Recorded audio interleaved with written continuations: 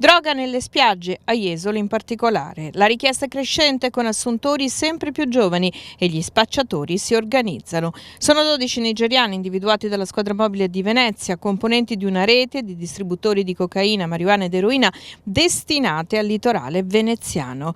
Gli inquirenti li hanno arrestati dopo un mese di attenta osservazione dei loro movimenti. È stato utilizzato anche un drone. È stata un'operazione per noi importante, diretta dalla Procura della Repubblica di Venezia e con la preziosissima collaborazione del Servizio Centrale Operativo della Polizia di Stato.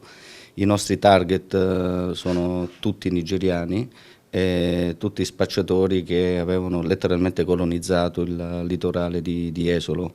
A maggior ragione nel periodo estivo abbiamo avuto modo di appurare che l'attività di spaccio era stata incrementata sia in termini di numero di spacciatori che di quantità di sostanza stupefacente che erano in grado di piazzare sul mercato iesolano.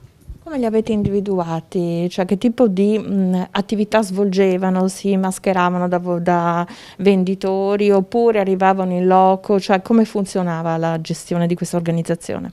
Beh, la presenza massiccia di spacciatori è stata notata, ci è stata segnalata da più parti, per cui noi abbiamo deciso come squadra mobile e commissariato di Jesolo di porre in essere dei servizi di osservazione e di controllo del territorio per acquisire le informazioni giuste per poi svilupparle da un punto di vista strettamente investigativo.